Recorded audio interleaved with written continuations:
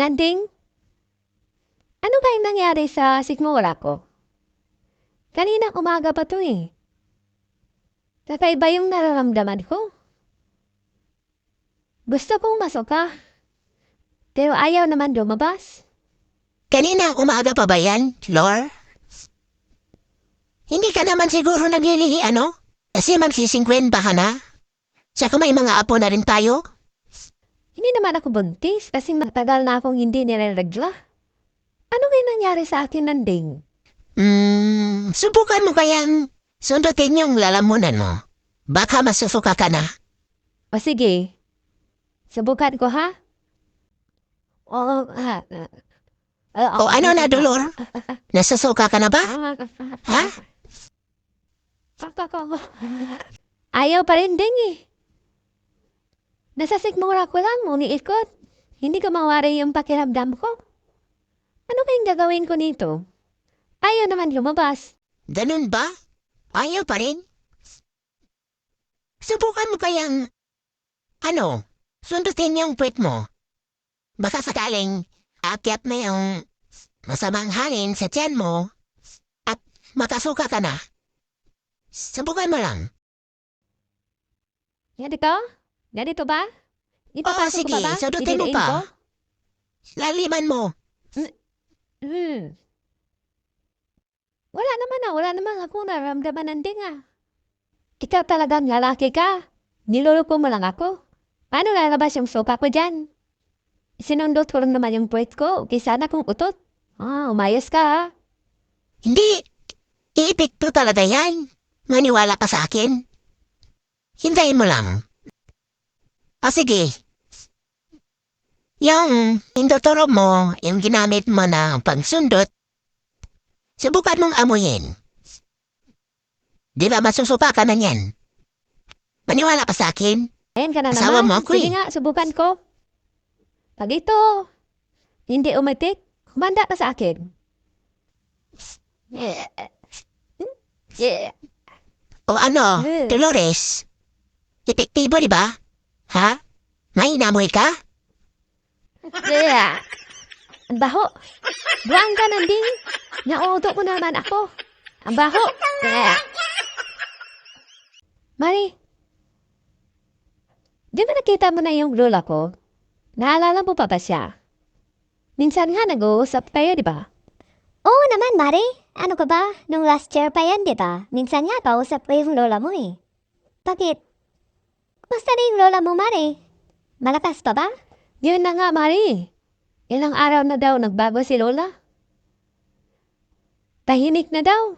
Hindi na nagdadaldal. Hindi na rin makausap ng matino. Tumawag kasi kahapon yung pamangkin ko. Siya kasi nag-alaga doon kay lola. Ilang araw na daw siya tahimik.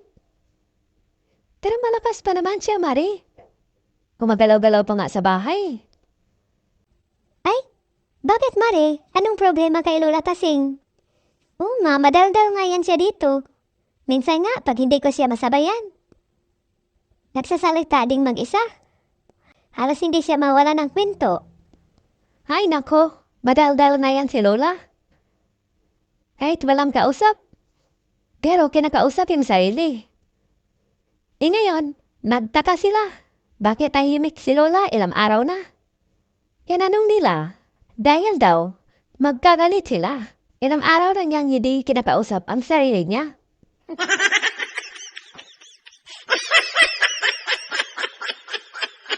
Hoy, ba't bigla kayong nawala kagabi? Saan ba kayo pumunta sa mga kaklase mo? Hinahanap ko kayo kagabi, hindi ko talaga kayo makita. Lumipat lang kami doon sa likod ng stage ha. Hindi mo kami nakita? Bakit kayo lumipat sa likod ng stage? Ano bang ginawa niyo doon? Nagpa-practice kami para sa sayaw. Tsaka naiinis ako sa mga kaklase kong lalaki. Ang arte ko daw, hindi daw ako marunong tumambling. Kaya ayun, nagtumbling ako sa harapan nila. Ano? Ikaw ang bata ka? Nag-umpisa ka ng magbabarkada? At upo-upo ka pa? Kung anong ipapagawa sa'yo ng mga kaklase mong lalaki? Sinusunod mo? Tumambling ka pa talaga? Paano? Kung nakita yung panty mo, nasilipan ka? Oh, mayos ka anak ha? Ano ka ba, Nay? Hindi naman ako nagbabarkada. Nag-practice lang kami sa likod ng stage. Oo nga, Aling Nina. Uto-uto nga yung anak mo. Kung anong iutos sa mga kaklase niyang lalaki. Sinusunod. Itrabahong lalaki yun eh. Hala, nasilipan na yan. Anong akala nila sa akin? Walang isip? Uy, mautak to. Tinanggal ko muna yung panty ko. Nilagay ko sa bag. Para hindi nila masilip yung panty ko.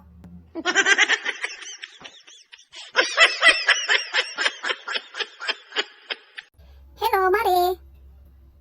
Oh, bakit Mare? Ba't ka napatawag? May kailangan ka na naman sa akin? Wala lang. Dito ako ngayon sa MUA. Ganon? Anong ginawa mo dyan? Nakamasyal kayo? Ang pamilya mo? Napadaan lang naman ako dito, Mari. Tika, naalala ko pala nung post mo ng last week sa FB. Yung asawa mo nasa... Saan ba yun? Sa Cebu, Mare. Oo, business trip, di ba? Oo. Bakit mo natanong? Nakauwi na ba si kumpare, Mari? Hindi pa. 1 month siya doon. Kasi, nakita ko kasi siya dito kanina. May kasama. We, ba't mo nasabi yun? Nasa Cebu siya. 2 weeks pa lang siya doon eh. Tsaka, kakatawag ko lang kanina. Nasa Cebu talaga siya. Nasa workplace. Si kumpare talaga yun, Mari. May kasama siyang magandang babae, bata pa. Ang saya nga nila eh. Holding hands pa sila. Sige nga. Videohan mo nga. O kaya, pasahan mo ko ng picture sa messenger ko. Kung talagang siya ba talaga yun? Baka gawa-gawa mo lang yan, Mari. Kilala kita. Pasensya na, Mari. Wala akong pang internet eh. Pang call and text lang yung load ko. Unli. Pero kung gusto mo makita talaga, pasahan mo muna ako ng load. Go extra 99. Para sure, mapasa ko sa'yo. Ganon? O sige. Maghintay ka. Tapasahan kita. Totoo kaya yung sinabi ni Kumaring Edna na nandito na yung asawa ko sa Manila? Pero, tumawag ako kanina, nasa Cebu pa siya eh. Sabagay, mabilis lang naman pang eroplano. Pero yung babaitang yun, 1 oras ko na yun pinasahan ng load. Hindi na nag-reply, hindi rin online. Sige nga, tawagan ko kaya ulit. O Mare, napatawag ka. Hello, Mare.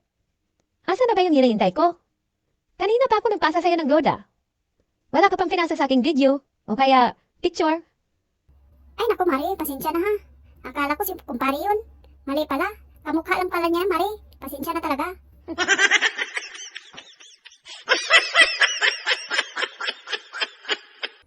Kapag nakita ko yung duyan na yan sa likuran ko, naalala ko dati, naranasan kong lumipad kahit na walang pakpak. Dahil sa malademonyo kong mga kaibigan, magkabilaan nila akong pinagtutulungang itulak. Kaya tuloy, yung kaluluwa ko, naku, natataranta sa paghahabol sa akin.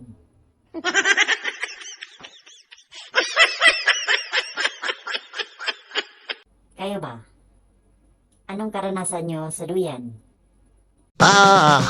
Dumating ka sa dulo. Kung hindi ka pa natawa, ilin ka! Pero pakilike at subscribe naman mga pare, mga mari sa aking YouTube channel. Salamat ng marami.